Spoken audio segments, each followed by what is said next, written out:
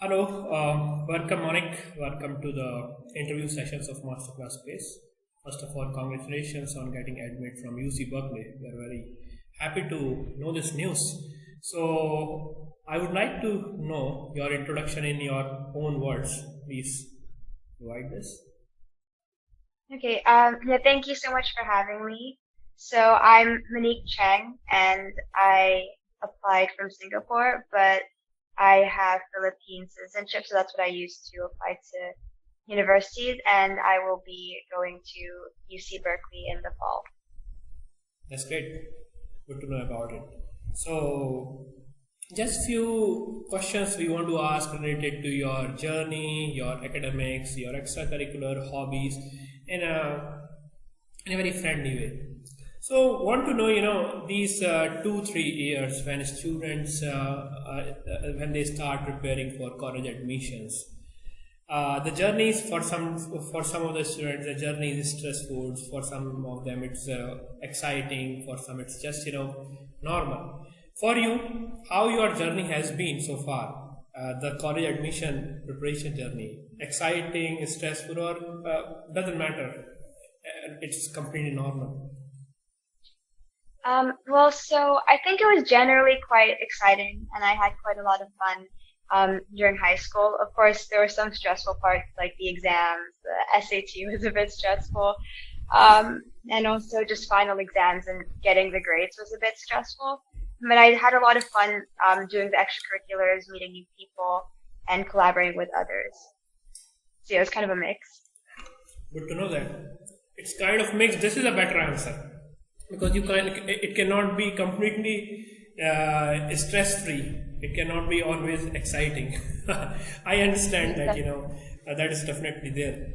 So you have been, Monique, you have been part of Masterclass Space as a student for SAT prep. You did mathematics and English. So how did Masterclass Space help you in getting, in this journey of college admission? Yeah, I think it definitely was a huge part of my college admissions, and it really helped me a lot, especially the English, because English is not my best subject, even though it is my first language. So it's a bit odd, but yeah, it really helped me improve my SAT score, which was, I think, which was what the UCs also used, because I don't know, I submitted that in my UC application, so I think it definitely helped in that sense. It helped me get a really, really good score. Good, good. So what's your final SAT score now? 1530. 1530. That's great. That's great. Good to know that. So now since we are talking about SAT and you have prepared SAT with us for 1530, want to know from your experience how important it is to get a good SAT or ACT score in this college admission process. I think it definitely really helps make your application a lot stronger, especially like an SAT score that's within the median range or even above that, because of course the universities want to know that you're academically strong. But also, I wouldn't worry too much if you don't have the SAT score that you want. For me, like I wasn't very happy with the 1530, because I really wanted to get higher and I really wanted to do better. But at the end of the day, it didn't matter. I mean, of course it did matter a lot, but it didn't really affect my application as much because it was still within the median range. So, yeah. You already got in the range. So basically, Yeah. 1530 is not a less score. And of course, everyone, whoever is 1400, they want to get 1500. Those who are in 1520, 1530, they want to get 1580. Those who are Yeah. 1580, they want to get, oh, I missed 1600. So the aspirations are always there. So that's okay. I mean, we are really happy with the score which you have got. You came to us around 1400s and you improved a lot that I can see. Definitely. Good to know. So, from your experience, Monique, just want to ask you this question: what to the juniors who are going to join us? What is your recommendation to get into these universities with a scholarship? I mean, if you really want to get a scholarship, how your profile should be? And I really think that I know a lot of people really encourage you to be well-rounded, but I really think that having a spike, I think that's what they call it, or just really showing an interest in something and really pursuing that to the highest degree is really important. Like, for example, I really like technology and computer science, so I just really pursued a lot of extracurriculars related to math and computer science. But I think also having maybe a second dimension as well. Like for me, it was diversity, equity, and inclusion, and also just showing you're really passionate about the cause and really using your essays to utilize that, not just as a bragging of your extracurriculars, but showing you as a person, especially, is really important. Good. So specifically for you, in your case, what extracurriculars you included in your profile?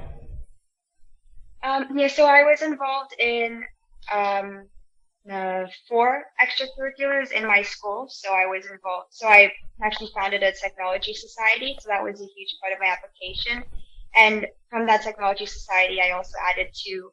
They kind of sent into 2 extra outside of school activities. So I started a foundation think tech project, which helps teach disadvantaged kids in the Philippines programming. So I worked with some local governments for that. And then I also started a hackathon, Hackwise Hackathons. And so that was kind of a worldwide hackathon so that students could collaborate with each other. Then in school, I also was part of the math club for 4 years. So originally it was 3 different math clubs, and it still is, but I helped combine them and make it more cohesive into like one kind of mathematics club, even though it's kind of split.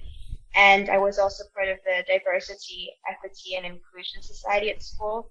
And I focused a lot on cultural awareness and cultural inclusivity in that part. And the last thing was I joined the last main part of my UC application, especially because I put that as the number 1 extracurricular, was I competed in a global challenge called Rise for the World. And with that, I basically had to make a project, and that was kind of my think tech project, the prototyping of it and starting it off. And so I was a global winner for that. And so I just included the process and what I did as a part of that. Good. Congratulations for winning that. I didn't even know, this level of extracurricular someone can do. So, how did you get time for all these, societies and, competing, SAT and all these things? I mean, what used to be your routine, daily routine?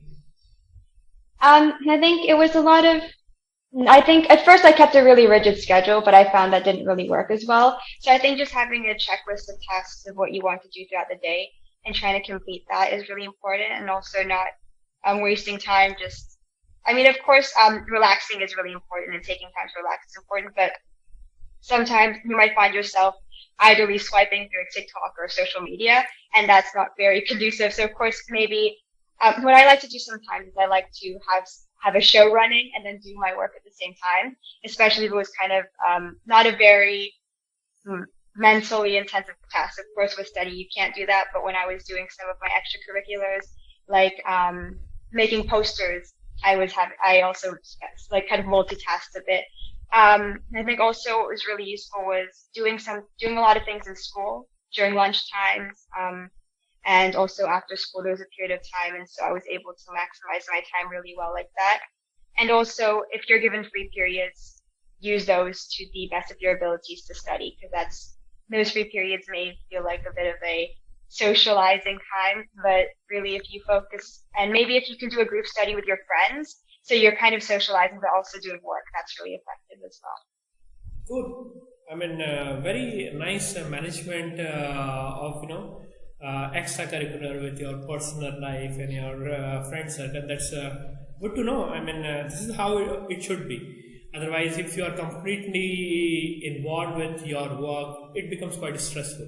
That's why I believe it has been exciting also for you, not just a stressful journey. And what about piano? You are learning piano also, or guitar? I learn guitar, and I do singing. So I just had like my mom. I have lessons for that. So I have that scheduled out, and then I kind of find playing the guitar and singing very relaxing. So it's kind of my relaxing time when I'm practicing for that. Oh, good to know. So, which is your favorite song? Currently, I would say my favorite song it's a Disney song. It's called Out There from the Hunchback of Notre Dame. I saw a miscast, performance of it and it was really, really nice. In Singapore? No, it was on YouTube. Okay, Miscast is like this, yeah. It's like this thing where people sing songs of the opposite gender. that's good. That's good. Good, good. So, would you like to sing that song? Two lines. Two lines. Let me hear what, because I am not aware of that. I'm more into Indian classical music. So, why don't you sing two lines for it? Um, I don't like. I'm not very good with the pitching of that That's song. that's okay. That's okay. This is not a music show. It's just a friendly interview going on. So you are allowed to go out of pitch, out of rhythm. That's completely okay. I would find it. You know, never mind. I'd hear that off the interview. Don't worry about it. So, which branch you are going to study in university? So I got accepted into the colleges of letters and sciences. So I believe it's the liberal arts college in UC Berkeley. But I'm hoping to do a double major of computer science and possibly chemistry or economics because I really like those two subjects as well. So right now, you are going to do a degree. I think it's called Bachelor's of Science in Computer Science. Is it?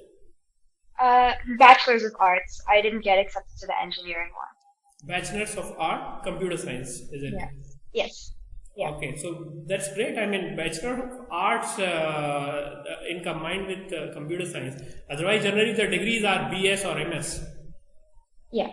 So you are doing Bachelor of Arts. That's great. So Monique, what are though it's you have many years to think, but what are your long term plan after finishing your degrees?